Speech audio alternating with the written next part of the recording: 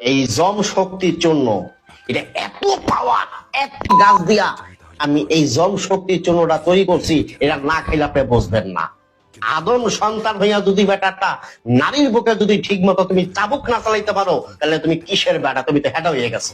এই দুনিয়াতে পুরুষ বলিয়া তুমি আর কোনোদিন দাবি করিও না। যদি একটা নারীর বুকে যদি ঠিক মতো তুমি যদি চালাইতে পারো, তুমি ঠিক চালাইতে চাও, গুল্লি যদি ঠিক মতন টিপে টিপে বাইর করতে চাও, যদি টিউব দিয়ে যদি হাওয়াটারে ফলাইতে চাও, তুমি সেবন করবা জম শক্তির জন্য। জম শক্তির জন্য খাবার পরে তোমার থেকে 10 বইব, 4 থেকে 5 ইঞ্চি রাউন্ড মোটা রডের মতো শক্ত, কঞ্চির মতন টাইট।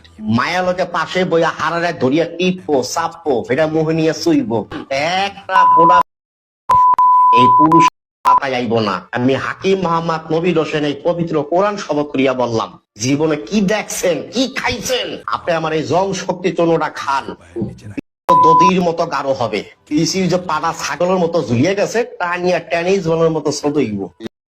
পানি পড়া বন্ধ, ক্ষয় সপ্তদোষ বন্ধ, স্বাস্থ্য বলি বিকার ভালো। মায়া লগে লগে 4বার 5বার খেলাইবেন, গুতাইতে গুতাইতে আর পানি এক রাইতে 3-4 বার ভাঙবেন। এটার নামই জম শক্তির চূর্ণ। এটা খাবার পরে 40 থেকে 50 মিনিট করবেন, 4 থেকে 5 বার মিলামিশা করবেন।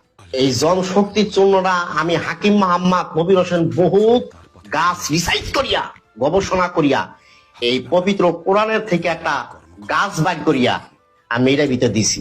যেটা পারি না কালিয়া পাড়া পারস না, মায়ের লজ্জা দেয়, ওর মারের ভাইকে খালামা গুতাইতে গুতাইতে জিগ বাবার করিয়া নেবেন। আইবেন জম শক্তির জন্য বাংলাদেশের 64টা জেলার ভিতরে যেখানে আপনার বাড়ি হোক, আপনি 72 ঘন্টার ভিতরে বাসায় বসে ওষুধ পাবেন। ভালো থাকবেন, সুস্থ থাকবেন, আল্লাহ হাফেজ।